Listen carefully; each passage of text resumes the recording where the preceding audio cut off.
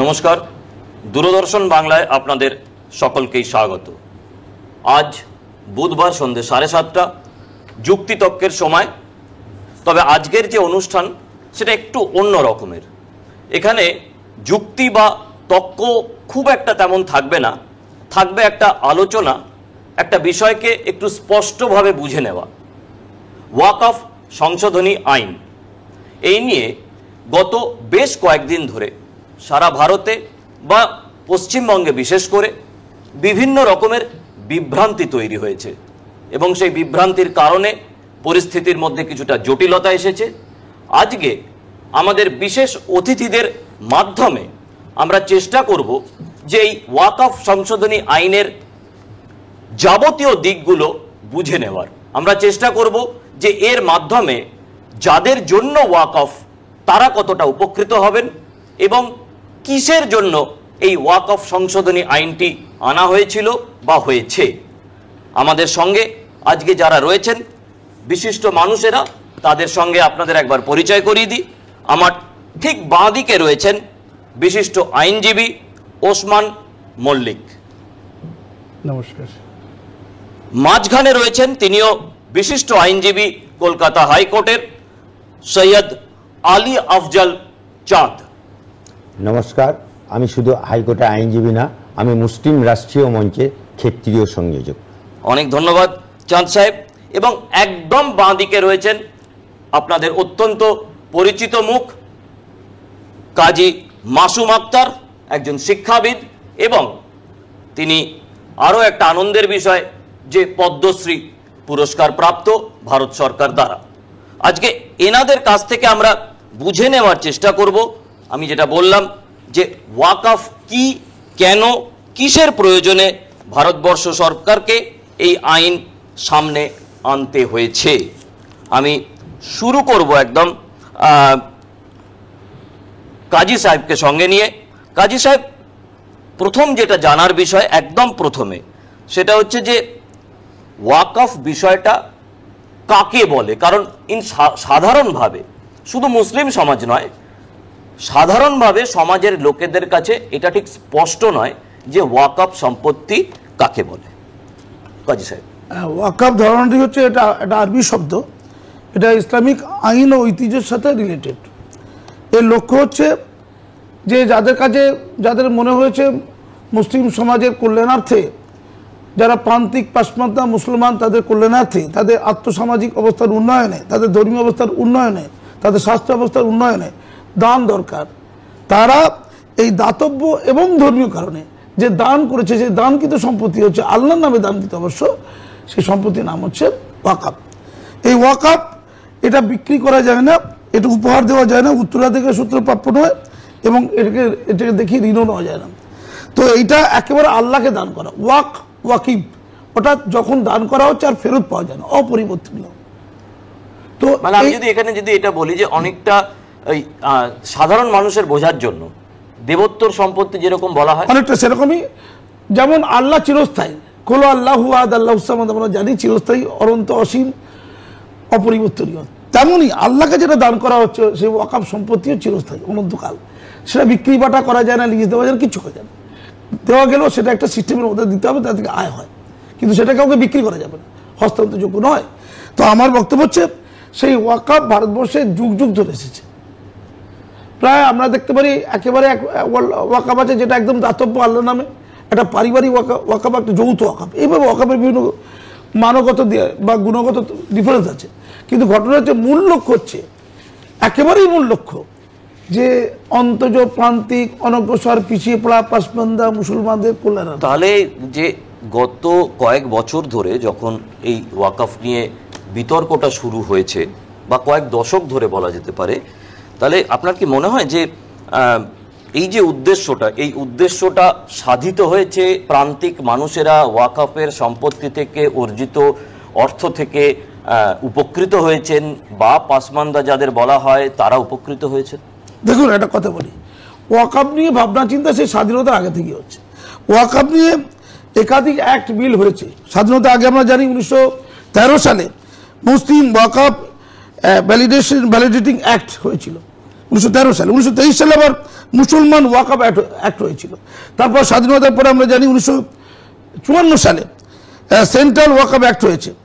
তারপরে 1995 সালে সেই একটা আবার কিছুটা রিপ্লেসড হয়ে আবার ওয়াকফ অ্যাক্ট হয়েছে। আবার 2013 সালে সেই 1995 সালের একটার মধ্যে কিছু আবার সংশোধন হয়েছে।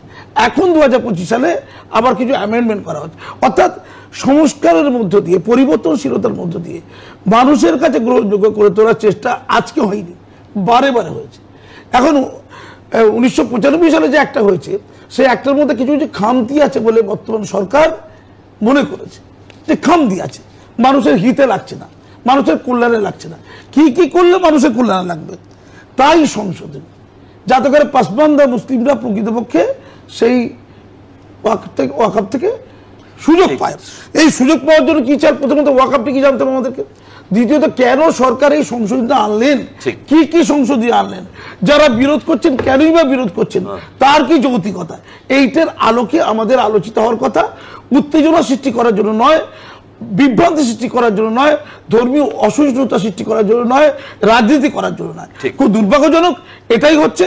এবং যাদের এই বিলটা, আমরা জানি এই ওয়াকফ বিল যে পাশ হয়েছে সেটা লোকসভাতে, রাজ্যসভাতে বিলটি পাশ হয়েছে, হওয়ার পর রাষ্ট্রপতি সই করাতে এটা এখন ল অফ দ্য ল্যান্ড, দেশের আইন। এই দেশের আইনকেও চ্যালেঞ্জ করা যায়, যদি কোনো আইন হয় সেটা সুপ্রিম কোর্টে যেতে হয়, তাহলে প্রসিডিউর আছে, সেই প্রসিডিউরের রাস্তা নেবে হয়েই করা না। ধন্যবাদ। আমি একটু ওসমান সাহেবের কাছে আসবো, কিন্তু তার আগে এই মুহূর্তে যে সমস্ত দর্শক আমাদের সঙ্গে আছেন তাদের একটা জিনিস জানিয়ে রাখি যে যুক্তিতর্কের প্রতি সপ্তাহের অনুষ্ঠানে আপনাদের একটা ফোন করার সুযোগ থাকে, কিন্তু আজকে আমরা যেহেতু একটা বিভ্রান্তিকর পরিস্থিতিকে আপনাদের সামনে স্পষ্ট করবার চেষ্টা করছি, তাই এখানে আজকে ফোনের কোনো সুযোগটা নেই। দয়া করে আপনারা ফোন করার চেষ্টা করবেন না, বা আমরা ফোন নেবও না। আজকে আপনারা মন দিয়ে, ধৈর্য দিয়ে শোনবার চেষ্টা করবেন যে আজকে ওয়াকফের যে দিকগুলো নিয়ে আমরা আলোচনা করছি আমাদের বিশিষ্ট অতিথিদের মধ্যে দিয়ে। ওসমান সাহেব, তিনি, আমরা আগেও বলেছি আমাদের অনুষ্ঠানে যে বিশিষ্ট আইনজীবী। আমি সেই জায়গাটা থেকেই ওসমান সাহেবের কাছে শুরু করতে চাই যে একটা মানুষকে বলে দেওয়া হয়েছে বিভিন্ন রাজনৈতিক দলের তরফ থেকে বা সমাজের কিছু মানুষের তরফ থেকে যে ওয়াকফের এই যে সংশোধনী হলো, যে সম্পত্তিগুলো ওয়াকফের আছে সেগুলো ছিনিয়ে নেওয়া হবে, এইরকম একটা পরিবেশ তৈরি করা হয়েছে। এবং উত্তেজনার হয়তো কিছুটা কারণ সেটাও হতে পারে, কিন্তু এই ছিনিয়ে নেওয়ার প্রশ্নটা আসছে কোথা থেকে, বা আদৌ এরকম কোনো অবস্থা আছে কিনা? দেখুন, আপনারা শুনলেন যে ওয়াকফ জিনিসটা কি। ওয়াকফ হচ্ছে কোনো একজন মুসলমান, তিনি যদি মেজর হন, তার বয়স যদি সাবালক হন এবং তার যদি সম্পত্তি থাকে, তবে তিনি আল্লাহর নামে এটি উৎসর্গ করতে পারেন। তার জন্য তাকে উৎসর্গ নামা করতে হয়, অর্থাৎ সেটাকে বলা হয় ওয়াকফ নামা, অনেকটা ট্রাস্ট ডিডের মতো। সেই ওয়াকফ নামাতেই লেখা থাকে তার সম্পত্তি কিভাবে পরিচালিত হবে বা কে কে সেখান থেকে লাভবান হবে। তার ফ্যামিলির লোকও লাভবান হতে পারে, সাধারণ মানুষও লাভবান হতে, কিন্তু সমস্ত কিছু রেকর্ড থাকে ওয়াকফ নামায়। এমনকি সম্পত্তিকে পরিচালনা করবে সে মোতোয়ালির নামও সেখানে লেখা থাকে। তাহলে ওয়াকফের ক্ষেত্রে মূল যে জিনিসটা সেটা হলো ওয়াকফ নামা বা ওয়াকফ ডিড। আর ওয়াকফ ডিডেই সমস্ত কিছু পরিষ্কার করে বলা থাকে। দ্বিতীয়ত, এই সমস্ত ওয়াকফগুলোকে কেন্দ্রীয়ভাবে পরিচালনা করার জন্যই তৈরি হয়েছিল ওয়াকফ বোর্ড বা ওয়াকফ কাউন্সিল, কেন্দ্রীয় স্তরে ওয়াকফ কাউন্সিল এবং ওয়াকফ বোর্ড। এখন বর্তমান আইনে সরকার এই ওয়াকফ বোর্ডের কাজের সম্পর্কে ও ওয়াকফ কাউন্সিলের কাজের সম্পর্কে কোনো পরিবর্তন এনেছেন, কিন্তু মূল যে জায়গাটা ওয়াকফ ডিড, সেখানে তো পরিবর্তন হওয়ার কোনো জায়গাই নেই। অর্থাৎ বেনিফিশিয়ারি যারা লাভবান হতো তারা সেরকমভাবেই লাভবান হবে, তাদের তো সেই জায়গাটা কোনো রকম খামতির জায়গা নেই। অনেকে এটা বলছেন, অপপ্রচার করছেন যে মুসলিমদের সম্পত্তি নিয়ে নিবে বা এরকম কিছু ব্যাপার, হিন্দুরা এসে ঢুকে যাবে। কিন্তু প্রথমেই বলি, আমি ডিডটা পরিবর্তন করতে পারবো না, কারণ ডিডটা যিনি দান করেছেন ওয়াকিফ তিনি লিখে দিয়ে গেছেন। তাহলে বেনিফিশিয়ারি জায়গাটা পরিষ্কার করা আছে, বেনিফিশিয়ারি অন্য কেউ হতে পারবে না নিশ্চিত। তার পরিবর্তনটা কেন আনা হলো? সরকার দেখলেন যে ওয়াকফ প্রচুর সম্পত্তি আছে, কিন্তু সেগুলোতে কোনো রোজগার হচ্ছে না। এবং সেখানে একটা ঘটনা বলি, একটা উদাহরণ দিয়ে বলি। পশ্চিমবঙ্গের ক্ষেত্রে আপনারা জানেন ইমাম মুয়াজ্জিনদের ভাতা দেওয়া হয়, সে ভাতা কারা দেয়? ওয়াকফ বোর্ড দেয়। ওয়াকফ বোর্ডের কি নিজস্ব টাকা? আপনারা দেখুন বাজেট অ্যালোকেশনে পশ্চিমবঙ্গ সরকার প্রায় প্রতি বছর 900 থেকে 1000 কোটি টাকা ওয়াকফ বোর্ডকে দেয়। তাহলে যে ওয়াকফ বোর্ড এবং ওয়াকফ কাউন্সিলের সারা ভারত জুড়ে 10 লক্ষ একরের বেশি সম্পত্তি, তাদের টাকা কোথায়? এমনকি তাদের কর্মচারীদের বেতন দিয়ে টাকা নেই। এখানে বলি বুঝলাম, মানে আমি এখানটা একটুখানি দর্শকদের একটু স্পষ্ট করে দিই। অর্থাৎ আপনারা বুঝতে পারছেন যে রাজ্য সরকার এই মুসলিম সমাজের যে সমস্ত মৌলবীদের বা বাকিদের ইমামদের অর্থ প্রদান করার কথা ঘোষণা করেছিলেন কয়েক বছর আগে, সেটা দেওয়ার কথা ওয়াকফ সম্পত্তি থেকে রোজগার হওয়া অর্থের মাধ্যমে এবং ওয়াকফের মাধ্যমে, ওয়াকফ বোর্ডের মাধ্যমে।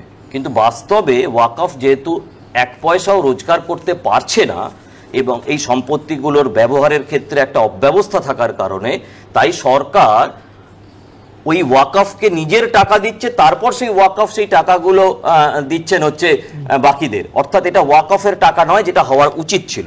হ্যাঁ ওসমান স্যার। দ্বিতীয়ত আপনি যেটা বললেন যে এই যে সম্পত্তি কেড়ে নেওয়ার ব্যাপার, হ্যাঁ এই প্রসঙ্গ এসেছিল, সরকারের প্রথম খসড়া বিলে এসেছিল যে সংশোধনীর রেট্রোস্পেক্টিভ এফেক্ট থাকবে, কিন্তু সরকারের দুজন শরিক আপত্তি তোলায় সরকার কি করলেন যে সেই সমস্ত ক্ষেত্রে যদি সরকারের সঙ্গে কোনো ডিসপিউট থাকে কোনো সম্পত্তির, সেই ক্ষেত্রেই পুনর্বিবেচনার সুযোগ আছে।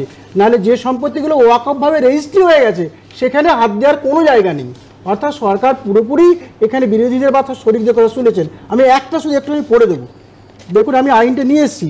Provided that the existing waqf by user properties register on or before the commencement of the Waqf Amendment Act 2025 as Waqf by user will remain as Waqf properties except that property of the government। তাহলে সরকারি সম্পত্তি ছাড়া বাকি যে সমস্ত সম্পত্তিগুলো নথিভুক্ত হয়েছে ওয়াকফের ক্ষেত্রে সেখানে তার ডিসপিউটের কোনো জায়গা নেই। তাহলে সম্পত্তি নিয়ে নেওয়ার জায়গাটা, একটা তো হচ্ছে নিয়ে নেওয়ার জায়গাতে আপনি স্পষ্ট করলেন যে সরকারি সম্পত্তি যদি কিছু হয়ে থাকে তার বাইরে 2025-এর আইন যেদিন কার্যকর হয়েছে তার আগে যদি রেজিস্ট্রিকৃত অর্থাৎ পঞ্জীকৃত হয়ে থাকে তাহলে সেখানে হাত দেওয়ার কোনো জায়গা নেই। কিন্তু আবার এটাও একটা বিভ্রান্তি তৈরি হয়েছে যে নতুন করে কোনো কিছু ওয়াকফ করা যাবে না। এখানেও বলি এটাও ভুল ধারণা। 1995 পর্যন্ত কি ছিল, সেটাই ভাবা উচিত ছিল যে কেবলমাত্র মুসলিমরাই ওয়াকফ সম্পত্তি ওয়াকফ ঘোষণা করতে পারে, এটা ছিল 1995 সালে। কিন্তু 1995 পরে খুব সম্ভবত 2013-তে সরকার সংশোধনী আনলো, সংশোধনীতে বললো কি অমুসলিমরাও ওয়াকফ ঘোষণা করতে পারে, এই একটা ব্যাপার। কিন্তু এতে দেখা গেল যে অনেক ক্ষেত্রে নানান রকম জটিলতা তৈরি হয়েছে। কোনো ক্ষেত্রে কেউ আজকে মেয়েটি বিয়ে হয়ে এসছে, ধর্ম পরিবর্তন করেছে, কালকে সে ওয়াকফ ঘোষণা করে দিয়েছে। এই নানান ফ্যামিলি জটিলতার কারণে সরকার বললেন যে আইনটি হলো যে ওয়াকফ ঘোষণা করতে গেলে কম করে তোমাকে 5 বছর মুসলিম ধর্ম গ্রহণ করতে হবে। অর্থাৎ কেউ যদি 5 বছর মুসলিম ধর্ম প্র্যাকটিস করে থাকে ইসলাম ধর্ম, তার পক্ষে কোনো রকম 5 বছর অন্তত এই জিনিসটা করতে হবে মিনিমাম। আর যারা জন্মসূত্রে মুসলিম বা দীর্ঘদিন ধরে মুসলিম আছে তাদের তো কোনো বাধাই নেই। তাহলে যারা কনভার্টেড হচ্ছে, তাহলে এখানে বিরোধীরা বলতে চাইছেন কি, বা যারা সমালোচনা করছে তাদের সেই কনভার্টেড মুসলিমদের কথা বলছে, যারা আজকে কনভার্টেড হচ্ছে বা কালকে কনভার্টেড হচ্ছে, তাদের ক্ষেত্রে স্কোপ রয়েছে। 5 বছর পরে তারা সেটা ওয়াকফে দান করতে। এত দান করার প্রতিযোগিতা কে করছে বলুন এই যুগে?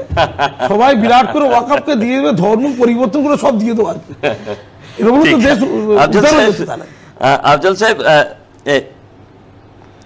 একটা দুটো পয়েন্ট এরকম বলুন যে খালি নেতিবাচক কথাবার্তা বলা হচ্ছে, খালি যে এই আইন পরিবর্তনের মাধ্যমে এই খারাপ ওই খারাপ তাই খারাপ, কিন্তু এমন একটা দুটো তিনটে জায়গা আপনি স্পষ্ট করে দিন যেটার মাধ্যমে সাধারণ মানুষ যারা ওয়াকফ দ্বারা যাদের উপকৃত হওয়ার কথা তারা বুঝতে পারবেন যে এতদিন পর্যন্ত তারা উপকৃত হননি, এরপর থেকে তারা উপকৃত হবেন। আফজল সাহেব দেখুন, ওয়াকফ বোর্ড বা ওয়াকফ কাউন্সিল সেন্ট্রাল হোক রাজ্য হোক, যাদেরকে আজকে বাংলাকে উত্তাল করার চেষ্টা করছে, সারা ভারতবর্ষকে উত্তাল করার চেষ্টা করছে বিভিন্ন ওআইসি থেকে আরম্ভ করে, এবং যার কারণে আজকে মুর্শিদাবাদ জেলায় 4 প্রাণ গেল, এটা যে কোনো মায়েরই কোল খালি হলো। এটা অত্যন্ত দুঃখজনক, অত্যন্ত কষ্টদায়ক, অত্যন্ত বেদনাদায়ক। তাই আমি বলতে চাই যে ওয়াকফ যে আইনটা অ্যামেন্ডমেন্ট হয়েছে, যেটা রাষ্ট্রপতির সই হয়েছে 5 এপ্রিল 2025, সেখানে জনসাধারণ যারা গুলি খেয়েছে, যারা আন্দোলন করছে, যারা ব্রিগেডে আসছে, যারা জবেতলা মাহিন্দের নাম করে ঝান্ডা খুলে নিচ্ছে বিরোধী দলের, সেই সমস্ত তাদেরকে বলছি, আম জনতা মুসলমানের কাছে, আম জনতা বাংলার অধিবাসীকে, ভারতবাসীর কাছে দয়া করে ওয়াকফ আইনটা পড়ে আসুন। যারা আপনাদেরকে উস্কাচ্ছে তাদেরকে বলুন, আগে তোমাদের ছেলে মেয়ে, তোমাদের আত্মীয় স্বজন আগে রাস্তায় নামুক, তারপরে আমরা নামবো পেছনে। একটা জিনিস বলে দিন, ওয়াকফ বোর্ড বা ওয়াকফ কাউন্সিল আজ পর্যন্ত একটা বিধবা মায়ের উপকার করেছে দেখাতে পারবে না। একজন, একটা ছেলে যে মেধাবী ছাত্র ডাক্তার হয়েছে, ইঞ্জিনিয়ার হয়েছে, আইপিএস হয়েছে, ওয়াকফের সম্পত্তির টাকাতে দেখাতে পারবে না। কিন্তু সেটাই হওয়ার কথা ছিল।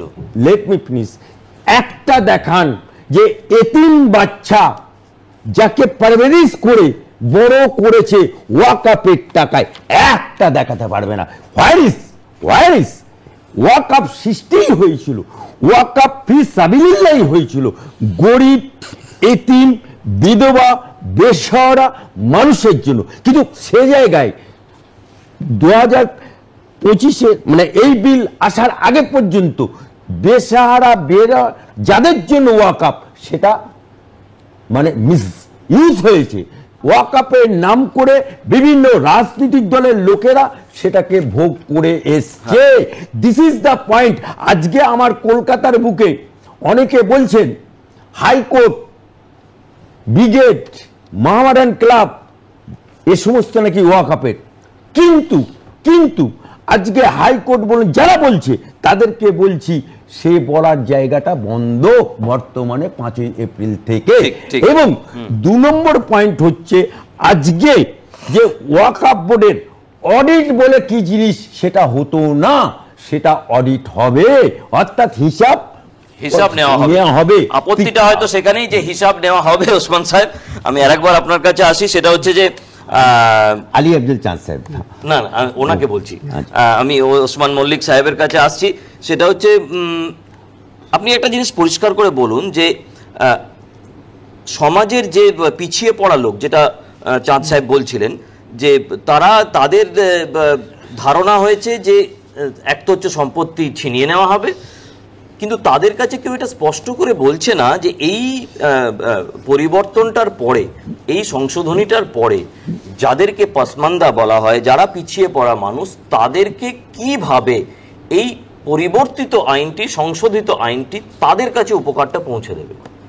দেখুন, 2006 সালে যখন সাচার কমিটি রিপোর্ট দিল, সাচার কমিটি প্রথম বলল যে ওয়াকফ সম্পত্তি মিসইউজ হচ্ছে এবং কোনো রকম কাজে আসছে না, এবং তারা তখনই বলেছিল যে রাজ্য লেভেল এবং কেন্দ্রীয় লেভেলে একটা ডেভেলপমেন্ট কর্পোরেশন করতে, ওয়াকফ ডেভেলপমেন্ট কর্পোরেশন।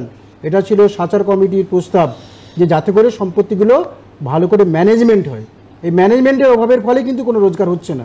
কিন্তু এখানে আমি একটা স্পেসিফিক পয়েন্ট বলবো, যে মেয়েদের কথা যেখানে এই আইনে ভাবা হয়েছে এবং নাবালকদের কথা ভাবা হয়েছে, দেখবেন ওয়াকফে একটা কথা বলা আছে, ওয়াকফ আল আওলাদ, অর্থাৎ কেউ যদি ওয়াকফ করেন সম্পত্তিও, তিনি দুটো কারণে করতে পারেন, পাবলিক পারপাসে, প্রাইভেট পারপাসে।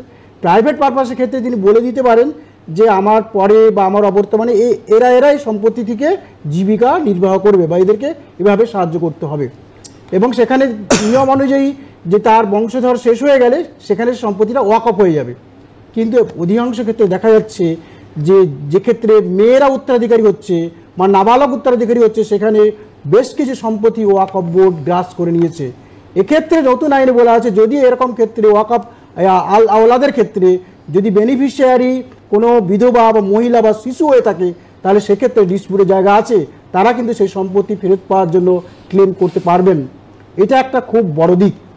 দ্বিতীয়ত দিক, যে সম্পত্তি ম্যানেজমেন্ট না হলে রোজগারটা হবে কোত্থেকে? কিন্তু ওয়াকফ বোর্ডে যারা এত পর্যন্ত তাদের সেই পরিমাণ পেশাগত দক্ষতা নেই।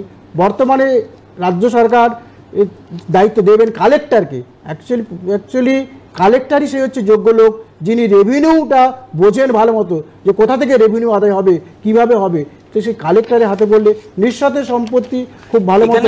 এখানে ওসমান সাহেব একটা বিষয় আছে, সেটা হচ্ছে যে বিশেষ করে আপনি যেটা শুরু করলেন যে নাবালক বা মহিলা, কিন্তু আমি আরো একটু এগিয়ে গিয়ে বলছি যে সাধারণভাবে এই ধরনের সম্পত্তি আমাদের মানে সাধারণ বুদ্ধিতে যেটা বলে, সে হিন্দু মুসলিম নির্বিশেষে, যে অসহায় মহিলাদের সাহায্য করবে, অনাথ বাচ্চাদের সাহায্য করবে, তাদেরকে বেড়ে ওঠার ক্ষেত্রে। আপনি প্রথম দিকে বলছিলেন যে কজন ইঞ্জিনিয়ার, আপনি বলছিলেন যে কজন ইঞ্জিনিয়ার বা কজন ডাক্তার এই ওয়াকফের সম্পত্তির পয়সাতে তারা বড় হতে পেরেছে। তো এই জায়গাটা পর্যন্ত পৌঁছানোটা তো খুব জরুরি, যে যারা সমাজের, কারণ যখন ওয়াকফ ভাবা হয়েছিল তখন তো সমাজের এই মানুষগুলোর জন্যই ভাবা হয়েছিল, সমাজের প্রান্তিক মানুষদের কথা ভাবা হয়েছিল, এবং সেই জন্যই এটাকে সুসংহত রূপ দেওয়ার জন্য যে কাইসে বলে 1913 সালে যে আইন হলো, পরবর্তীকালে ধাপে ধাপে 1995, 2013 এবং 2025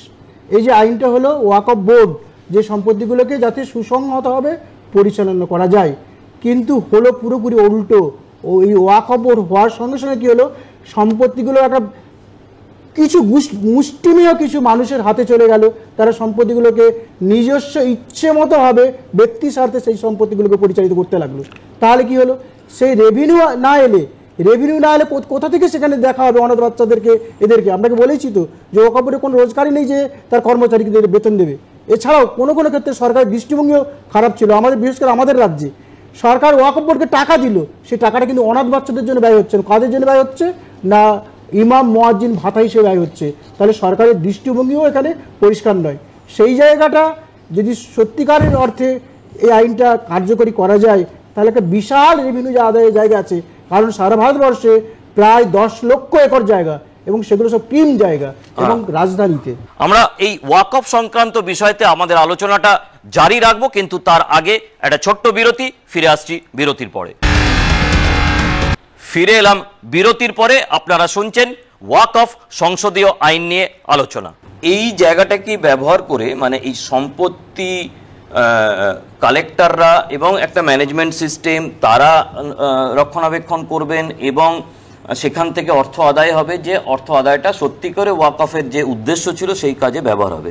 এইটাকে একটা বিভ্রান্তিমূলক প্রচারের মধ্যে ফেলা হয়েছে যে সরকার হস্তগত করে নেবে এবং সরকার সেটাকে পরিচালনা করবে বা সরকারের হাতে চলে যাবে, যার ফলে নানা রকম উদাহরণ দেওয়া হচ্ছে যে মন্দিরের ক্ষেত্রে এটা হয় কিনা, চার্চের ক্ষেত্রে এটা হয় কিনা, বা গুরুদুয়ারার ক্ষেত্রে এটা হয় কিনা। তো এটাও তো সাধারণভাবে আমরা যারা ওয়াকফ আইনটা ইংরেজিতে বুঝেছি বা বোঝার চেষ্টা করেছি, তাতে এইরকম সরকারের হস্তক্ষেপের তো কোনো জায়গা নেই, আছে কি? দেখুন, সরকারের এখানে যে ওয়াকফ রাজ্য এবং কেন্দ্র, সেখানে মুসলমান কোনো নারীর ওখানে অধিকার দেওয়া ছিল না, এখন নারীর অধিকার দেওয়া হয়েছে, নারীর অধিকার দেওয়া আছে। এবং সেখানে এক্স জাজ তাকে মেম্বার করতে হবে, অধিকার দেওয়া হয়েছে বর্তমান আইনে। এবং 6 মাসের মধ্যে টোটাল সম্পত্তির বেওরা অর্থাৎ নথি আপলোড করতে হবে কম্পিউটারে, এবং কম্পিউটারে আপলোড করে সেটা জনসাধারণের উদ্দেশ্যে সেটা আপলোড করে যে কেউ দেখতে পাবে। এটা কিন্তু বিশাল যুগ, বিশাল। আজকে আপনাকে একটা ছোট্ট উদাহরণ দিচ্ছি। আমার কলকাতার বুকে, আমার হাইকোর্টের কাছে একটা বিল্ডিং আছে, যিনি ওয়াকফ কাছ থেকে নিয়েছিলেন 25 টাকা ভাড়া, কিন্তু সেই 25 টাকা ভাড়া তিনি কিন্তু ওয়াকফকে দিচ্ছেন 25 টাকা, আর তিনি ভাড়া তুলছেন 25 লাখ টাকা। এই যে ব্যাপারটা, এটা অ্যাবলিশড হবে, অর্থাৎ তেলা মাথায় তেল আর পড়বে না। এটা সম্পূর্ণ একদম গ্রাসরুটের মানুষের কাছে পৌঁছে যাবে। এটাই মুসলমানদের, অর্থাৎ যাদের হাতে ঘা পড়ছে, যাদের ঘুঘুর ভাষা আছে, যাদের ঘুঘুর ভাষা ভাঙা হচ্ছে, তারাই এখন মুসলমানদেরকে তাতিয়ে মুসলমানদেরকে অরিজিনাল সত্যটাকে চাপা দিয়ে তারা নিজেদের আখের গোচাতে আবার বংশ পরস্পর যাতে পারে, সেটা যাতে ভেঙে না যায়, তার জন্যই এই আন্দোলন, তার জন্যই এটা। এবং ডিএমকে তদারকি। এখানে আমি একটা আমাদের পশ্চিমবঙ্গের মানুষের বোঝার জন্য একটা কথা বলে দিই, সেটা হচ্ছে আমরা এখানে যাদেরকে ডিএম বলে থাকি, ডিস্ট্রিক্ট ম্যাজিস্ট্রেট বলে থাকি, এনারা কিন্তু বেসিক্যালি পশ্চিমবঙ্গের বাইরে এদের দায়িত্ব হচ্ছে কালেক্টরের। আপনারা দেখবেন হিন্দি সিনেমাতে বা অন্যান্য সিনেমাতে কালেক্টর সাহেব বা কালেক্টর সাহেবা বলা হয়। কেন বলা হয়? কারণ এরা সরকারি ক্ষেত্রে অর্থ আদায় করবার জন্যে এদেরকেই দায়িত্ব দেওয়া থাকে। তাই আমাদের রাজ্যে যে কোনোভাবেই হোক তাদেরকে জেলা শাসকদেরকে ডিস্ট্রিক্ট ম্যাজিস্ট্রেট বলা হয়, কারণ তাদের একটা ম্যাজিস্ট্রেরিয়াল পাওয়ারও আছে। তারা কোথাও ফায়ারিং হলে সেই ফায়ারিংয়ের অর্ডার দিতে পারেন বা অন্যান্য অর্ডার দিতে পারেন ম্যাজিস্ট্রেরিয়াল পাওয়ারে, কিন্তু তাদের কালেক্টিং পাওয়ারও আছে, তাই তারা ডিস্ট্রিক্ট কালেক্টর। একটা কথা বলবো, এখানে একটা পরিষ্কার করার দরকার আছে যে এই যে ওয়াকফের দুটো দিক আছে, একটা হচ্ছে বেনিফিশিয়ারি দিক আর একটা পরিচালনার দিক। যেমন বলছি যে যদি ওয়াকফের আন্ডারে একটা অনাথ আশ্রম থাকে, তার বেনিফিশিয়ারি কারা? অনাথ বাচ্চাগুলো। তাহলে সেই বেনিফিশিয়ারিটা ওয়াকফ নামাতে লেখা আছে, তার বেনিফিশিয়ারিতে কোনো পরিবর্তন হচ্ছে না। তাহলে পরিচালনার জায়গায় কি দুজন মুসলিম ছিল, হয়তো একজন জেলা শাসক এলো, কিন্তু জেলা শাসক মাসুম সাহেবের কাছে আসবে, জেলা শাসক আসার সঙ্গে সঙ্গে তো বেনিফিশিয়ারি চেঞ্জ হচ্ছে না, বরঞ্চ একজন দক্ষ লেখলে আরো ছেলেগুলো পরিষেবা ভালো করে পাবে। এইটাই বোঝার দরকার। মাসুম ভাই, এইটাও একটা ওসমান এই জায়গাটাকে একটা ইঙ্গিত দিয়ে দিল যে পরিচালনার ক্ষেত্রে কথা উঠছে যে তাহলে কি কোনো মন্দিরে অমুককে রাখা হবে, তাহলে কি কোনো চার্চের ক্ষেত্রে তমুককে রাখা হবে। এই যে পরিচালনার ক্ষেত্রে এরকম একটা রটনা বা বিভ্রান্তি তৈরি করার চেষ্টা হচ্ছে যে অমুসলিমদের সংখ্যা পরিচালনার ক্ষেত্রে বেড়ে যাবে এবং সেটা হলে আমাদের যা যা উদ্দেশ্য সেই উদ্দেশ্য সাধিত হবে না। মাসুম স্যার, দেখুন, আপনাদের একটা সরকারি গুরুত্বপূর্ণ চ্যানেল, এখান থেকে যারা বিভ্রান্ত তাদেরকে শিক্ষিত করা দরকার। এইটার কাজটা আমাদের এখন নিতে হবে। আলোচনাটা ওইভাবে আমরা করবো, ওইভাবেই আলোচনাটাকে এগিয়ে যেতে হবে। ক্লিয়ার করা ফ্যাক্ট কোনটা, মিথ কোনটা। লোক মিথ থেকে ফ্যাক্ট ভাবছে, ঘটনাটা বুঝতে হবে। লক্ষ্য কি ছিল? লক্ষ্য হচ্ছে একটা কেন্দ্রীভূত ডিজিটাল পোর্টাল করে সমস্ত সম্পত্তিটা ট্র্যাক করা, করে তাকে ভালো করে শনাক্তকরণ করা, আর পর্যবেক্ষণ ব্যবস্থাপনার মধ্যে আনা, আর নিরীক্ষণ বা হিসেব রক্ষা করা, করে প্রপার্টিটাকে সুস্থতার মধ্যে নিয়োজিত করা। আপনি নারীদের কথা যেটা বললেন, যেমন তালাক হয়েছে, আমাদের ইস্টার্ন ট্রিপল তালাকটা বন্ধ হয়েছে, তো অনেক মহিলা তালাক যারা আগে পেয়েছিল তারা কষ্টে আছে, 3-4টে বাচ্চা নেই। তালাক ভাতা দিতে পারি আমরা, বিধবা ভাতা দিতে পারি আমরা, মেয়েদের জন্য আমরা বৃত্তি দিতে পারি, আমরা স্বাস্থ্যসেবা মাতৃত্বকালীন কল্যাণের জন্য ব্যবস্থা করতে পারি, মহিলাদের জন্য বিভিন্ন উন্নয়নমূলক প্রজেক্ট করতে পারি, তাদের জন্য স্কিম করতে পারি, তাদের ফ্যাশন ডিজাইন থেকে শুরু করে স্বাস্থ্যসেবার ব্যবস্থা করতে পারি, তাদের বিভিন্ন মৌলিক কাজে অংশগ্রহণ করার সুযোগ করে দিতে পারি। মানে প্রকৃত অর্থে কাজে লাগানো। আমার প্রশ্ন হচ্ছে, যেটা আমাদের ওসমান সাহেব বলছিলেন, দেখুন কথা কিছু ক্লিয়ার হতে হবে। আমরা বলছি যে ওয়াকফ ডিড আছে, উনি বলছেন না ওয়াকফ ডিড আছে, না ওয়াকফ ডিড সর্বত্র নেই। তাহলে যেখানে নেই সেখানে কি হবে? কিছু কিছু ওয়াকফ আছে, মানে সেটা হচ্ছে ওয়াক বাই ইউজার, 400 বছর ধরে মুখে মুখে ওয়াকফ। এমন কবরস্থান আছে, এমন মসজিদ আছে ওই ওয়াকফ সম্পত্তির উপরে, মুখে মুখে, কাগজ কিচ্ছু নেই, মানে ডিড করে ওয়াকফ হয়নি। তাহলে সেগুলো কি হবে? লোক তো প্রশ্ন তুলবে, সেগুলো কি দাওয়াত চাওয়া যাবে? এখানে বলা আছে যে 12 বছরের ঊর্ধ্বে, মানে 12 বছর ধরে কেউ যদি সম্পত্তি ভোগ করে, তারপরে তার প্রতি মামলা মোকদ্দমা কিছু বা চ্যালেঞ্জ যদি না হয়, সেটা কিন্তু তার অধিকারই চলে যাবে। প্রশ্নগুলো বুঝতে হবে। তাহলে 12 বছরের ক্ষেত্রে যদি এটা হয়, 400 বছর ধরে যদি কেউ নির্দিষ্টভাবে ওয়াকফ হিসাবে ব্যবহার করে থাকে, সেটা তো দখল করার প্রশ্নই ওঠে না। ক্লিয়ার? যারা 12 বছর নিয়ে প্রশ্ন তুলছে তাদের 400 বছরের অঙ্কটা বুঝিয়ে দিলাম। এরপরে মুসলিম সমাজপতি, ওয়াকফ বোর্ড, সকলে মিলে কি কাজ করতে পারে? মতুয়াল্লি, যাকে ম্যানেজার বলা হয়, দেখাশোনার দায়িত্ব যার উপরে, তারা মিলে ওই সম্পত্তির উপরে বিডিও আছে, এসডিও আছে, বিএলও আছে, তাদের সাথে কথাবার্তা বলে, যেহেতু 400 বছর ধরে মসজিদ, তার জন্য উপযুক্ত কাগজপত্র তৈরি করার বন্দোবস্ত করতে পারে, তর্ক বিতর্ক না করে। এই কাজটা হচ্ছে সমাজসেবার কাজ, এটা হচ্ছে ইতিবাচক কাজ। আবার বলা হচ্ছে ওয়াকফ বোর্ড, আমি পরিষ্কার করে বলি সমস্যাটা কোথায়। সমস্যা হচ্ছে আমাদের সাচার কমিটির কথা একটু আগে বলছিলাম, আমার সাচার কমিটি নিয়ে গবেষণা আছে। সাচার কমিটিতে পরিষ্কার বলা হয়েছে পশ্চিমবঙ্গে মোট ওয়াকফ সম্পত্তির সংখ্যা 1,48,200। একটি বিরতির পরে ওয়াকফ নিয়ে আলোচনা যেটা চলছে সেটা চলবে। ফিরে আসার পরে আমরা লাগাতার এই বিভ্রান্তি দূর করবার চেষ্টা করব। ফিরে এলাম বিরতির পরে, আমরা রয়েছি ওয়াকফ সংশোধনী আইন নিয়ে আলোচনায়। তার মধ্যে পশ্চিমবঙ্গ সরকার তখনকার কথা বলছে, আইডেন্টিফাই করতে পেরেছে সেটাকে এনরোল করতে পেরেছে, সংখ্যাটা হচ্ছে 20,000। তাহলে বাকি 1,20,200 লন্ডভন্ড আছে। তাহলে ওয়াকফ নিজেদের সম্পত্তি লন্ডভন্ড, সেগুলোকে ট্রেস করা যাচ্ছে না, কন্ট্রোল করা যাচ্ছে না। আবার আমাদের এখানে মুসলমান সমাজের মাথারা দাবি করছে রাজভবন আমাদের, এই রাইটার্স আমাদের, ওই ইডেন গার্ডেন আমাদের, দরকার নেই তো। যেটা আমাদের আছে থেকে পৌঁছাতে পারছি না, যেটা নেই সেই বিতর্ক তুলছে কেন? আবার ওয়াকফ বোর্ডের আমি আপনাকে দায়িত্ব নিয়ে বলছি, আমি সেই ব্যক্তি যে দীর্ঘ যুগ ধরে লড়াই করে আসছি ওয়াকফ বাঁচানোর জন্য। আজকে তো ওয়াকফ অ্যামেন্ডমেন্ট বিল হচ্ছে। আমি 13/11/2024 সালে আমি জয়েন্ট পার্লামেন্টারি কমিটি যিনি মাননীয় চেয়ারম্যান মিস্টার জগদম্বিকা পাল মহাশয়কে লিখিত চিঠি করেছিলাম যে সুনির্দিষ্ট পরামর্শ আছে। পশ্চিম ওয়াকফ লুট হচ্ছে কি এটাও দেখতে হবে আপনাদের, আপনাদের মুখে লুট নয়, অফিসিয়ালি লুট কোথায় কোথায়, দাগ খতিয়ান ধরে ধরে কারা করছে, তার বাজার মূল্য কত, সেটা জানাবার জন্য আমি বোঝাবার চেষ্টা করছি। 3/12/2012 তখন এই সরকার ক্ষমতা এসে মাননীয় মুখ্যমন্ত্রী বলেছিলেন 100 কোটি টাকারও বেশি ওয়াকফ লুট করেছে পূর্ববর্তী সরকারের লোকেরা। একটা ওয়াকফ উদ্ধারের চেষ্টা হয়নি। আমি মাননীয় মুখ্যমন্ত্রীকে বলেছিলাম ওয়াকফ প্রপার্টি ল্যান্ড পড়ে আছে, এটার উপরে অবৈধ নির্মাণ করছে, এটা ওয়াকফ বোর্ড লাগানো ছিল, ওয়াকফ বোর্ডের ওয়াকফ সম্পত্তি বোর্ড, সেইটা ব্যবস্থা করুন। এটা মাননীয় মুখ্যমন্ত্রী আমি আমার দর্শকে একটা জিনিস আপনার কথার পরিপ্রেক্ষিতে বোঝানোর চেষ্টা করি। আমাদের মাঝে মাঝে একদম যারা নিচের তলার দর্শক থাকেন তাদের বুঝিয়ে দেওয়া দরকার যে ধরুন আমরা এই দূরদর্শন অফিসে বসে, এটা একটা সরকারি সম্পত্তি, দূরদর্শন অফিসে বসে আপনাদের সঙ্গে ওয়াকফ নিয়ে আলোচনা করছি এবং বিভ্রান্তিগুলো দূর করবার চেষ্টা করছি। তাহলে এটা একটা সরকারের সম্পত্তি। এরকম কলকাতা শহরে বেশ কিছু কেন্দ্রীয় সরকারের সম্পত্তি আছে, তেমনি রাজ্য সরকারেরও সম্পত্তি থাকে।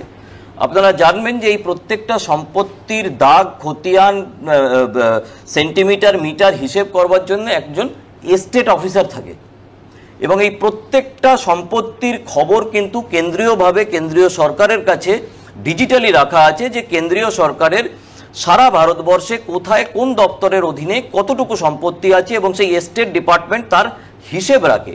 বিভিন্ন সময়তে চেষ্টা করা হয় যে যদি দেখা যায় যে কোথাও ভাড়ায় আছে তাহলে সেই ভাড়াটাকে কিভাবে কমিয়ে বা সেই ভাড়ার অফিস থেকে তুলে নিয়ে এসে একটা নিজস্ব বিল্ডিংয়ে আনা যায় যাতে খরচা কমানো যায়। ঠিক একই রকমভাবে মাসুম ভাই যেটা বলছিলেন যে, বা ওসমান ভাই যেটা বলছিলেন যে ম্যানেজমেন্ট সিস্টেমটাকে ঠিক করা, এবং এই এস্টেট যেটা এখন মাসুম ভাই বলছেন যে 20,000-এর বাইরে 1,20,000 সম্পত্তির কোনো হিসেবই নেই যে সেগুলো আছে কি নেই, তাই তো? আমি একটু ক্লিয়ার করতে চাইছি, একটু কাইন্ডলি যদি ধৈর্য ধরে শোনেন সবাই। আমি একটা উদাহরণ, প্র্যাকটিক্যাল উদাহরণ দিতে চাইছি। আমি মাননীয় মুখ্যমন্ত্রী, কোনো পলিটিক্যাল ব্যাপার নয়, মুখ্যমন্ত্রী তিনি রাজ্যের প্রধান, তিনি সংখ্যালঘু মন্ত্রী বটে, ওয়াকফটা তার আন্ডারেই আছে। তাকে চিঠি করেছিলাম, দেখুন 3/12/2012 ওয়েস্ট বেঙ্গল মুসলিম অ্যাসোসিয়েশনে আমি জেনারেল সেক্রেটারি, সেইটার পক্ষে ওয়েস্ট বেঙ্গল মুসলিম অ্যাসোসিয়েশনের জেনারেল সেক্রেটারি হিসাবে করেছিলাম। কোরাই রোডের উপরে দাগ খতিয়ান ধরে যে ওয়াকফ প্রপার্টিটা ল্যান্ড ছিল তখন 20-10 তলা বাড়ি হয়ে গেছে ইতিমধ্যে। ওয়াকফ বোর্ডের চেয়ারম্যানকে জানিয়েছিলাম, তবে আবার চিঠি করেছিলাম 29/1/23, এই 29/1/13, এই দেখুন মুখ্যমন্ত্রীকে দেওয়া চিঠি। তার মানে কি চাই, এইগুলো সব লুটের কাহিনী। হাদি মিস্ত্রি ওয়াকফ এস্টেট, জোহরা বিবি ওয়াকফ এস্টেট, যার মধ্যে কারা যুক্ত? এই শাসক দলের নেতা মন্ত্রীরা মাথারা যুক্ত, আগে শাসক দলের নেতা মন্ত্রীরা মাথারা যুক্ত। প্রশ্ন হচ্ছে ওয়াকফটা প্রথমত উদ্ধার করতে হবে। একটু আগে যেটা বলার চেষ্টা করছেন আফজল সাহেব, আমি একটু ক্লিয়ার করে দিই। আজ থেকে 100 বছর আগে যে ওয়াকফ প্রপার্টি থেকে আয় হতো, ধরুন দোকান আয় হতো 5 টাকা ভাড়া ছিল, 5 রুপিস। আজ থেকে 100 বছর আগে এখনো 5 টাকা ভাড়া আছে, ওটা 5 লক্ষ টাকা হওয়ার কথা। তাহলে ওটার জন্য রিফর্ম দরকার আছে?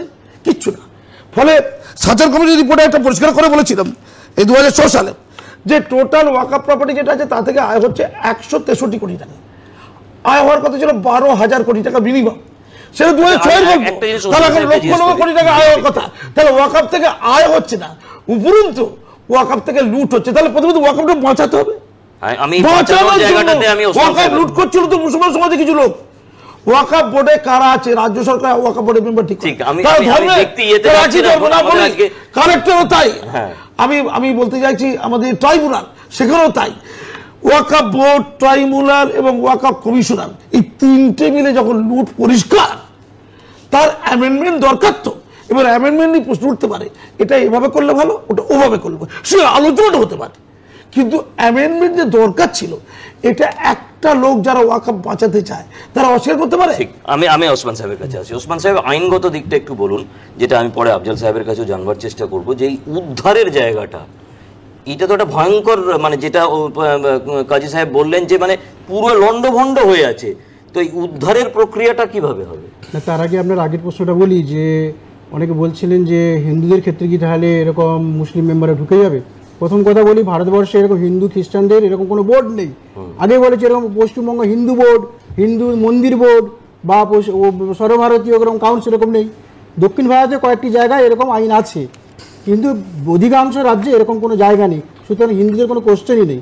বরঞ্চ হিন্দুদের যে দেবোত্তর আইন, সেখানে কোনো যদি মামলা টামলা হয়, সিভিল করে সেখানে মামলা হতে পারে। এইরকমভাবে বিধিবদ্ধভাবে এরকম বিরাট স্ট্রাকচারাল কিছু সেখানে নেই, এই প্রশ্ন আসে না। দ্বিতীয়ত যে প্রশ্নটা আপনি করলেন যে এইগুলোকে উদ্ধারের ক্ষেত্রে কী হবে, সাধারণত ওয়াকফ প্রপার্টি কোনগুলো, সেগুলোর দায়িত্ব বা চিহ্নিত করার দায়িত্ব ছিল সার্ভে কমিশনের উপরে। আগে পর্যন্ত 2025-এর আগে পর্যন্ত সার্ভে কমিশনের উপরে দায়িত্ব ছিল। এখন এই দায়িত্বটা বদলাচ্ছে, সার্ভে কমিশনার নয়, ডিস্ট্রিক্ট কালেক্টর অর্থাৎ জেলা শাসক বা ডেপুটি কালেক্টর, যেটা রাজ্য সরকার ঠিক করবেন তারাই করবেন। তো এরা তো এক্ষেত্রে খুবই উপযুক্ত লোক। কালেক্টর যিনি, তিনিই তো জানেন যে সম্পত্তিটা কোথায়, সম্পত্তি কিভাবে আছে। এবং শুধু তাই নয়, সরকার যে পোর্টাল করছে, পোর্টাল বলছে যখন নথিভুক্ত করা হবে সম্পত্তিগুলো, সেগুলো দাগ নম্বর, খতিয়ান নম্বর, এরিয়া, কিভাবে সম্পত্তিটা পাওয়া গেছে, সমস্ত কিছু সেগুলো উদ্ধার মানে নথিভুক্ত থাকবে। এবং যেহেতু সেন্ট্রাল পোর্টালে থাকছে, তাহলে আমি, আপনি, এক্স, ওয়াই, জেড সবাই দেখতে পাচ্ছে, একটা ট্রান্সপারেন্সি থাকছে। এবং সেটা যদি ব্যাহত হয়ে থাকে, তাহলে যে কোনো পাবলিকে সেটা কমপ্লেন করতে পারে, যেটা এখানে নথিভুক্ত আছে, অথচ সম্পত্তিটা কোথায়। এই যে জায়গাটা, এই ট্রান্সপারেন্সির জায়গাটা, এই জায়গাটাই হচ্ছে এই মানে আইনের একটা বড় জায়গা। আরও দু একটা আমি আইনের দিকটা একটু বলে দিন। সেটা হচ্ছে অমুসলিমদেরও তো একটা বলার জায়গা আছে ওয়াকফ সম্পত্তি কাজ নিয়ে। বেশ কিছুদিন ধরে বিভিন্ন চার্চকে বলা হচ্ছিল যে ওয়াকফ সম্পত্তি, একটা জেলেদের গ্রামকে বলা হচ্ছিল ওয়াকফ সম্পত্তি। কারণ একটা ডার্কোনিয়ান সেকশন ছিল, সেকশন 40। সেকশন 40-তে বলা হয়েছিল ওয়াকফ বোর্ড নিজে থেকে যদি মনে করে, দেখে, পর্যালোচনা করে এই সম্পত্তিটা ওয়াকফ, তারা সেটাকে ওয়াকফ বলে ঘোষণা করে দিতে পারে। এবং সেক্ষেত্রে কোর্টে যাওয়ার কোনো রাস্তাই ছিল না, আপনি ট্রাইব্যুনালে যেতে পারেন, ট্রাইব্যুনালের বাইরে আর যাওয়ারই জায়গা ছিল না। অধিকারটাকে ভারতবর্ষের গণতন্ত্রের মূল জায়গাটা হচ্ছে কোর্ট। যেখানেই দেখবেন আপনি কোর্টকে এড়িয়ে যাওয়ার চেষ্টা হচ্ছে, সেখানে কিছু খারাপ কিছু ইঙ্গিত আছে। কিন্তু বর্তমান আইনে তো ট্রাইব্যুনাল থেকে আপনি মানে একটা নির্দিষ্ট ডেটের মধ্যে কোর্টে যেতেই পারেন। তো এই যে একটা বড় স্ট্রেংথের জায়গা। এবং বর্তমানে আমি আফজাল সাহেবকে আরেকটা আইনের জিনিস জিজ্ঞেস করি, আরেকটা জিনিস, এই গত 3-4 দিনের বা 5 দিনের, এক সপ্তাহের যে অশান্ত পরিবেশ পশ্চিমবঙ্গের ক্ষেত্রে হয়েছে, সেক্ষেত্রে একটা কথা শাসকের পক্ষ থেকে বলা হয়েছে যে এই আইন পশ্চিমবঙ্গে লাগু হবে না। আপনি একটু এটা আমাকে বুঝিয়ে দিন যে এইরকমভাবে কেন্দ্রীয় একটা আইন, কিছু কিছু ক্ষেত্রে আপনারা যারা দর্শক তারা জানেন যে কিছু জিনিস আছে রাজ্যের, কিছু জিনিস থাকে কেন্দ্রের, আর কিছু জিনিস থাকে কেন্দ্র রাজ্য মিলিয়ে। অর্থাৎ যদি ইংরেজিতে বলি তাহলে কিছু থাকে সেন্ট্রাল সাবজেক্ট, কিছু থাকে স্টেট সাবজেক্ট, আর কিছু থাকে কনকারেন্ট সাবজেক্ট। কিন্তু এই ওয়াকফ যে সংশোধনী আইন ঘটেছে, এটা শাসকের পক্ষ থেকে বলে দেওয়া হলো যে পশ্চিমবঙ্গে এটা লাগু হবে না। এটা কি আদৌ সম্ভব? এই ভাষণটা কি ঠিক না বেঠিক? দেখুন, আপনি খুব গুরুত্বপূর্ণ প্রশ্ন করেছেন। প্রথম কথা হচ্ছে, আমি একটু বেঁকে যাচ্ছি, যে প্রশ্নটার উত্তরটা আমি দেবো। আগে ওয়াকফ সম্পত্তির ক্ষেত্রে শেষ কথা বলতো ওয়াকফ ট্রাইব্যুনাল। এখন কিন্তু শেষ কথা ওয়াকফ ট্রাইব্যুনাল বলতে পারবে না। ওয়াকফ ট্রাইব্যুনালে যদি আপনার অর্ডার মনোপুত না হয়, তাহলে আপনি 90 দিনের মধ্যে আপনি রেভিনিউ কোর্টে যেতে পারবেন, আপনি সিভিল কোর্টে যেতে পারবেন, আপনি হাইকোর্টে যেতে পারবেন, আপনি সুপ্রিম কোর্টে যেতে পারবেন, এই ওয়াকফকে নিয়ে, যেটা আগে ছিল না। ইতিমধ্যে সুপ্রিম কোর্টে আমাদেরই এখানকার একজন অমুসলিম সাংসদ সুপ্রিম কোর্টে গিয়ে মামলা দাখিল করে দিয়েছে। অর্থাৎ আমার ওয়াকফ বিলে যে সংশোধনী বিল এনেছে, তাকে কেন্দ্র করে তা ওয়াকফ বিলে বলেছে যে সুপ্রিম কোর্টে যাওয়া যাবে, এতদিন যাওয়া যেত না। যিনি গেছেন তিনি শুরুয়াত করে দিলেন, যে সংশোধনী বিলে শুরুয়াত করে দিলেন। তার জন্য তাকে ধন্যবাদ, যে ওয়াকফ এতদিন সুপ্রিম কোর্টে যেতে পারতো না, আজকে সুপ্রিম কোর্টে ঝুঞ্ঝুরা পিটিয়ে দিল। এক নাম্বার 2 হচ্ছে আমাদের যিনি মুখ্যমন্ত্রী তিনি বলছেন এখানে ওয়াকাফ লাগু করতে দেবো না। তাহলে কি উনি এখানকার বাংলার মুসলমানরা যে উদ্দেশ্যে ওয়াকাফ, যে উদ্দেশ্যে ফি সাবিলিল্লাহ হয়েছে, সেই জায়গাটা আজকে বাংলার মুসলমানরা কি অন্ধকারেই থাকবে? বাংলার মুসলমানরা কি শিক্ষিত হবে না? Let me please. কিন্তু ওয়াকাফ আইন এটা রাজ্যসভায় পাশ হয়েছে, এটা লোকসভায় পাশ হয়েছে এবং রাষ্ট্রপতি সই হয়ে গেছে। রুকনেওয়ালা कोई सरकार को माय के लाल नहीं যে এটা রুখে দেখায়। কিন্তু 26 সালের ভোট, তাই মুসলমানদেরকে সুরসুরি মার্কা দিয়ে এই শাক দিয়ে মাছ দেখার মতো। মাসুম সাহেব, তাহলে এই কথাটা পৌঁছবে কে? এই কথাটা ওই মানুষগুলোর কাছে যারা এইরকম উন্মত্তের মতো চারিদিকে একটা অশান্তির পরিবেশ তৈরি করছেন, তাদের কাছে পৌঁছবে কে যে এটা মিথ্যে ভাষণ? এই ওয়াকফ আইন যেদিন অধিসূচনা অর্থাৎ বিজ্ঞপ্তি জারি করা হয়েছে সেদিন থেকে নোটিশ সেই দিন থেকেই সারা ভারতবর্ষে লাগু হয়ে গেছে। আলাদাভাবে কেউ এটা করব না বা করব এরকম বলার কোনো জায়গায় নেই। এই বার্তাটা দেবে কে? দেখুন, খুব দুঃখের কথা, বার্তা তো আমাদেরই দিতে হবে। বার্তা সমাজের শুভবুদ্ধি সম্পন্ন মানুষরা দেবে। যে সমাজে বিতর্ক, সেই সমাজের অগ্রণী অংশ, সচেতন অংশ, শিক্ষিত অংশ, তাদের কথা শুনবে সমাজ। এই 16 তারিখে একটা নেতাজি ইন্ডোর স্টেডিয়ামে প্রোগ্রাম হচ্ছে ওয়াকফ নিয়ে, ইমাম মৌলানা থাকবেন আর পলিটিক্যাল লোকেরা থাকবেন। কোনো সুদী অংশের লোককে ডাকছে বলে আমার জানা নেই। বলবেটা কি? সমান্তরাল ভেদরেখা তৈরি করা হয়েছে যে শিক্ষিত মধ্যবিত্ত সুদী সমাজে যারা সংখ্যালঘু মুসলিম তাদের সমাজে অগ্রাধিকার নয়, যারা বোঝে না তাদের অগ্রাধিকার। তার ফল দেখতে পাচ্ছেন। এই যে একটা হয়েছে, নাম দেওয়া হয়েছে একটা unified Waqf management empowerment efficiency and development act. উম্মিদ, আশা, আশা ভরসার জন্য। কিসের আশা? মানুষের মুক্তির আশা, মানুষের কল্যাণের আশা, মানুষকে ন্যায় দেবার আশা। আমি একটু হাত জোড় করে আমাদের সমাজকে বলি, আচ্ছা 77 বছর ধরে আমরা কি ওয়াকফকে ঠিক মতো চালাতে পেরেছি? তখন তো এই অ্যামেন্ডমেন্ট বিলটা ছিল না। আচ্ছা, অ্যামেন্ডমেন্টটা কি প্রথম হলো? এ তো বারে বারে হয়েছে, এখন বিতর্ক কেন? আচ্ছা, যদি তাই হয় অ্যামেন্ডমেন্ট বিলটাকে আমরা আটকে দেবো পার্লামেন্টে। আচ্ছা, সিএ এর কথা মনে পড়ে? 8 জন এই শাসক দলের, পশ্চিমবঙ্গের শাসক দলের 8 জন মেম্বার উপস্থিত ছিল না। লাভ ক্ষতিতে যাচ্ছিল, উপস্থিত ছিল না কেন? এই যে অ্যামেন্ডমেন্টটা বিলটা হলো ওয়াকফে, সেখানেও 3 জন ছিল না। মুসলমান সমাজের লোকেরা তো বলতে পারে, আপনারা অন্তত বিপক্ষে ভোটটা দিলেন না, তো গেলেন না কেন? আসলে সদিচ্ছা নয়, আসলে ভোটের মানে একটা প্রবল আগ্রহ, ভোট ব্যাংক, আতঙ্ক তৈরি করা, ভয় দেখিয়ে দেওয়া, এটা খুব ভয়ঙ্কর একটা ট্রেন। আমি পরিষ্কার বলছি, ওয়াকফ 3rd লার্জেস্ট প্রপার্টি ভারতবর্ষে। এটা মানুষের স্বার্থে লাগা। এবার প্রশ্ন উঠতে পারে, যদি দেখা যায় কিছু কিছু প্রপার্টি ওয়াকফ নয়, বেদখল হয়ে আছে, বিচ্ছিন্ন হয়ে আছে, কেউ ব্যবহার করছে না। আচ্ছা, আমি খুব খোলা মনে বলি, খুব বেশি হলে ওরা ভয় পাচ্ছে যে রাষ্ট্রীয়করণ করে নেবে কিনা, এই ভয় পাচ্ছে। তো আমি পরিষ্কার করে ভারতবর্ষের মানুষদের বলছি, অনেক ইসলামিক কান্ট্রি আছে যেখানকার ওয়াকফ প্রপার্টির একটা অংশকে প্রয়োজনে রাষ্ট্রীয়করণ করা হয়েছে, অর্থাৎ পাবলিক ওয়েলফেয়ারের জন্য ব্যবহার করা হয়েছে। ভারতীয় সরকার যদি অসহায় অন্তজ প্রান্তিকদের জন্য, যে ধর্মীয় যে সম্পত্তি ওয়াকফ বিতর্ক রয়েছে, যেটা ওয়াকফ নয়, যদি কিছু সম্পত্তি বেঁচে আসে, আমি তো পরিষ্কার করে বলছি যে সম্পত্তিগুলো ওয়াকফ, সেটা রাজ্যের দেশের পাঁচপান্ডা মুসলমানরা ভোগ করতে পারছে না, 10% ভোগ করতে পারছে না। ঠিক, আমি একটা কথা পরিষ্কার করে বলি, একটু ক্লিয়ার করতে চাইছি, একটু তাড়াতাড়ি বলছি। দেখুন, 32টা ওয়াকফ বোর্ড রয়েছে। ওয়াকফ বোর্ডগুলো যেটা বলেছে হিন্দু মুসলিম তুলেছে, মানে ধর্মটা তুলতে হবে। সেন্ট্রাল ওয়াকফ বোর্ডে মোট 22 জন মেম্বার, তার মধ্যে 2 জন অমুসলমান করা হয়েছে, নন মুসলমান, কোনো হিন্দু বলে কিছু না, সর্বাধিক 4। আর রাজ্যের ক্ষেত্রে রয়েছে 11টা, তার মধ্যে সর্বাধিক 2 করা হয়েছে। আচ্ছা, ধরুন 2টো অমুসলমান লোক যদি থেকে অন্য ধর্মের আছে কিনা আমার জানার দরকার নেই, যেখানে বিপুল লুটপাট হচ্ছে, কোনো দক্ষ সৎ লোক যদি থেকে থাকে, সুপ্রিম কোর্টের প্রধান বিচারপতি তো অমুসলমান হতে পারে, বিচারকরা তো অমুসলমান হতে পারে, তাতে কি মুসলমানদের ক্ষতি হয়ে যাবে? আমাদের ওয়াকাফে বিপুল লুট হচ্ছে, আমরা বাঁচাবো। ওয়াকাফ ব্যবস্থার মধ্যে শৃঙ্খলা নেই, শৃঙ্খলা তৈরি করব, ডিজিটালাইজেশন করব, আমরা যাতে ওয়াকাফটাকে বুঝতে পারি কোনটা ওয়াকাফ কোনটা ওয়াকাফ নয়, এইটাকে স্থিরীকৃত করতে। যদি অমুসলমানরা কেউ মেম্বার থাকে, এটাকে বড় করে দেখছি কেন?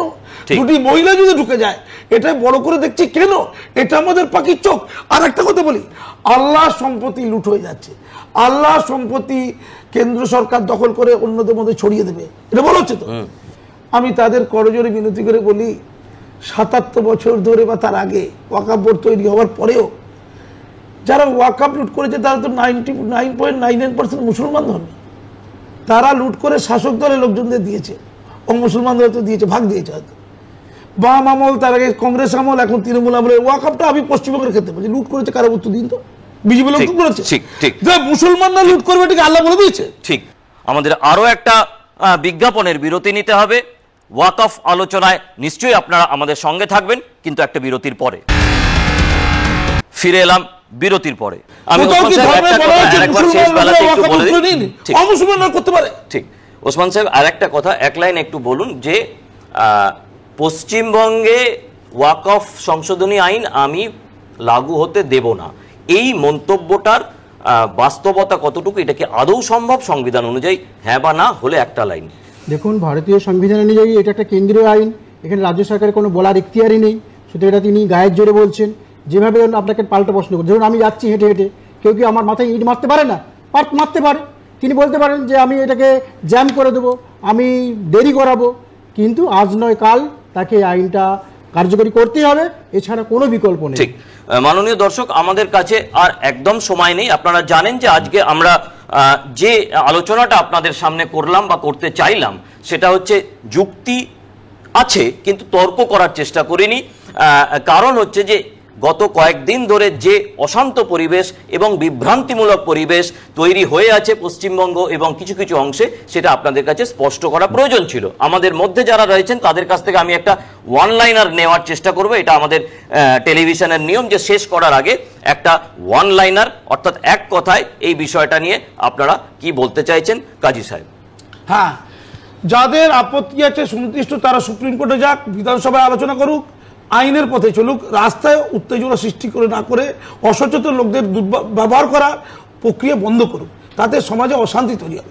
নাম্বার 1। নাম্বার 2, আর একটা মুসলিম সমাজের সমাজপতি, ধর্মীয় নেতা, সামাজিক নেতা এবং রাজনৈতিক নেতাদের কাছে অনুরোধ, সাধারণ সুধী ব্যক্তিদের কাছে অনুরোধ, ওয়াকফের কাগজ তৈরি করতে বলা হয়েছে, প্রমাণ তৈরি করতে বলা হয়েছে। এই প্রমাণ তৈরি করতে সাধারণ মতুয়ালিদের, তাদের মধ্যে অনেকে অশিক্ষিত, অনেকে আর্থিক দুর্দশায় ভুগছে, ওয়াকফ থেকে আয় পায় না, তাদের সাহায্য করুন। এটা কাজের কাজ, এটা এই কাজ করলে। আফজল সাহেব, আমি বাংলার মানুষের কাছে এবং ভারতবর্ষের সকল মানুষের কাছে এটুকু করজোরে প্রার্থনা করব, ওয়াকফ নিয়ে কেউ কোনো বিশৃঙ্খলা আইন হাতে তুলে নেবেন না, এবং যারা উস্কানিমূলকভাবে আপনাদেরকে আইন হাতে তুলতে বলবেন, তাদেরকে থেকে বলুন তাদের ছেলে পিলে, তাদের বাপ মা, তাদের আত্মীয় স্বজন আগে রাস্তায় নামুক, তারপরে আপনারা রাস্তায় নামবেন। ওয়াকফ সম্পত্তি, ওয়াকফ অ্যামেন্ডমেন্ট বিল মানুষের জন্য, মুসলমান মানুষের জন্য, গরিবের হক গরিবকে পাওয়ানোর জন্য এই বিল আনা হয়েছে, এবং মানুষের প্রকৃত উপকার করার জন্য। দেখুন, যে কোনো আইন বা যে কোনো জাজমেন্ট দুপক্ষকে খুশি করতে পারে না। তো একধারে চোরকেও খুশি করা যাবে, গৃহস্থকেও করা যাবে না। তো ওয়াকফ সম্পত্তি যারা লুট করছে তাদের বিপক্ষে আইন, কিন্তু এটা সাধারণ মানুষের কল্যাণ আছে। দ্বিতীয় কথা, আমরা ভারতবর্ষের নাগরিক, আমাদের উইজডম অফ পার্লামেন্টের উপরে ভরসা রাখতে হবে, উইজডম অফ কোর্টের উপরে ভরসা রাখতে হবে। সেটাই আমাদের শেষ আশ্রয়স্থল। সেই ভরসা যেন অটুট থাকে, হাতে পাথর নয়। আমরা আইনের দিকে চেয়ে থাকি, আদালতের দিকে চেয়ে থাকি, আদালতই বলে দেবেন এটা ঠিক কি ভুল। হাতে পাথর নয়, আপনারা দেশের গণতন্ত্রের উপরে বিশ্বাস রাখুন, এবং এই গণতন্ত্রের যে স্তম্ভ অর্থাৎ সংসদীয় ব্যবস্থা এবং বিচার ব্যবস্থা, এই দুটোর উপরে আপনারা আস্থা রাখুন। আশা করব আমাদের যে প্রয়াস আজকে ছিল, যে ওয়াকফ নিয়ে যে বিভ্রান্তি হয়ে রয়েছে, সেই বিভ্রান্তি সংক্রান্ত বিষয়টা অনেকটাই আপনাদের সামনে আমরা স্পষ্ট করতে পেরেছি। আপনারা যারা দর্শক তাদেরকে আজকে অনেক অনেক ধন্যবাদ আমাদের সঙ্গে থাকার জন্য, এবং ধন্যবাদ আমাদের অতিথিদের যারা আজকে অত্যন্ত সাবলীল ভাষায় বিষয়টা আপনাদের সামনে স্পষ্ট করেছে। দেখা হবে আগামী বুধবার সন্ধ্যে 7:30টায় আবার আপনাদের সঙ্গে। নমস্কার।